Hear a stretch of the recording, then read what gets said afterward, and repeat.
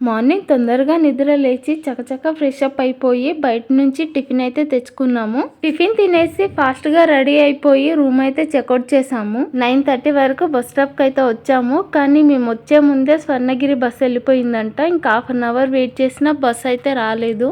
Bus కోసం wait చేస్తే దర్శనం లేట్ అయిపోతుందేమో అని ఇంకా భువనగిరి బస్ అయితే ఎక్కేసాము. భువనగిరి బస్సులు మాత్రం 5 minutes కి ఒకటి ఉంది. చూసారా, వీళ్ళు బస్ ఎక్కగానే వీడియోస్ తీయడం మొదలెట్టేశారు కొంచెం లేట్ చేయకుండా.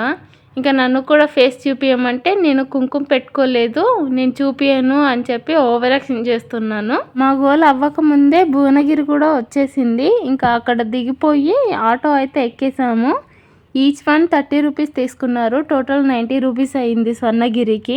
ఆటోలో వెళ్తుంటే దూరం నుంచే స్వర్ణగిరి కనిపించింది. చాలా బాగా నచ్చింది నాకు. ఫస్ట్ టైం వెళ్తున్నాను కదా స్వర్ణగిరికి, ఇంకా ఎప్పుడెప్పుడు చూడాలా అని ఆతురత పెరిగిపోయింది అనమాట బయట నుంచి చూస్తుంటేనే. టెంపుల్ రాగానే ఆటో దిగేసి మా ఫ్రెండ్ని బయట కూర్చోమని చెప్పి ఇంకా లగేజ్ కూడా తనకే ఇచ్చేసి మేము లోపలికి అయితే ఎంటర్ అయిపోయాము. లోపలికి వెళ్తున్న కొద్దీ ఏదో తెలియని వైబ్ అయితే స్టార్ట్ అయ్యింది. నాకు చాలా పీస్ఫుల్ గా అనిపించింది. మెట్లు ఎక్కడం కంటే ముందే మనకి శ్రీవారి పాదాలు కనిపిస్తాయి. మేము అక్కడ దండం పెట్టుకొని ఇంకా మెట్లు ఎక్కడం అయితే స్టార్ట్ చేసాము. మెట్లు ఎక్కేటప్పుడు మెట్ల స్టార్టింగ్ నుంచి ఎండింగ్ వరకు మనకి దశావతారాలు అయితే కనిపిస్తాయి.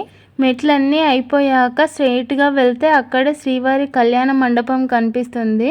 చాలా బాగుంది. పక్కనే సెల్ ఫోన్ కౌంటర్ ఉంటుంది. అక్కడ పెట్టేసి ఇంకా టికెట్ తీసుకొని దర్శనం చేసుకొని బయటకైతే వచ్చేసాము. మెట్ల దగ్గర గరుడ మండపం ఉంది. టెంపుల్ కి రైట్ సైడ్ లో ఆంజనేయ స్వామి మండపము, గంట మండపము ఉన్నాయి. ఈ ఆంజనేయ స్వామి మండపం కట్టడానికే 5 years టైం పట్టిందంట. కోనేరు లోపలికి వెళ్లే ముందు ఎంట్రన్స్ లో కాళీయ మర్దనం చేస్తున్న శ్రీకృష్ణుడి విగ్రహం అయితే కనిపిస్తుంది.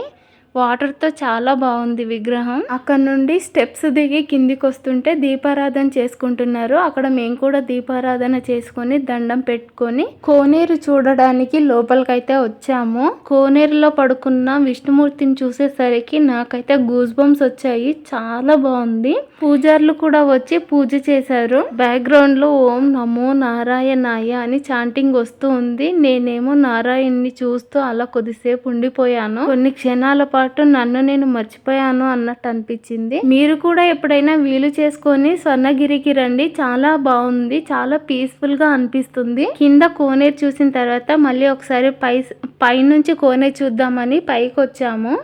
పైనుంచి ఇంకా అద్భుతంగా ఉంది. నాకైతే చాలా బాగా నచ్చింది. చాలాసేపు ఇక్కడే ఉండిపోయాను నేనైతే.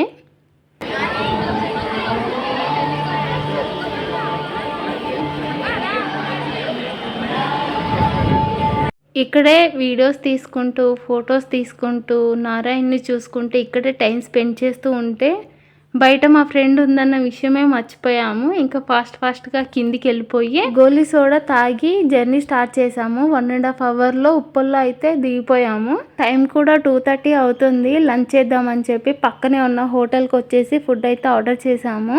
పన్నీర్ బిర్యానీ, వెజ్ నూడిల్స్, ఇంకా 2 కూల్ డ్రింక్స్ అయితే తీసుకున్నాము. ఇంతకు ముందు రోజు యూట్యూబ్లో ఎలా మాట్లాడతారు మీరు అని ఎగతాళి చేసింది అని చెప్పి మేము ఇప్పుడు తనని కొంచెం తక్కువ తిను, ఎక్కువ తినకు, మాకు కూడా కొంచెం మిగిలించు అని చెప్పి ఫుల్ కామెడీ చేసుకున్నాము. తింటున్నంత సేపు ఇలానే కామెడీ చేసుకుంటూ తనని ఏడిపిస్తూ ఫుల్ ఎంజాయ్ చేసాము. తినే అప్పుడు ఫుడ్ ఎక్కడ గొంతులో ఇరుక్కుపోతుందో అనిపించింది. అంతలా నవ్వుకుంటూ తినేసాము. ఇలా హ్యాపీగా మా లంచ్ కంప్లీట్ చేసుకొని ఎల్బీ నగర్ అయితే వెళ్ళిపోయాము. అక్కడ నుంచి బాయ్ చెప్పేసుకొని ఎవరి ప్లేసెస్కి వాళ్ళు వెళ్ళిపోయాము. అందరం వెళ్ళిపోతుంటే కొంచెం బాధగా అనిపించింది. మీరు మాత్రం వీడియో నచ్చితే సబ్స్క్రైబ్ చేసుకోండి. ఓకేనా? బాయ్.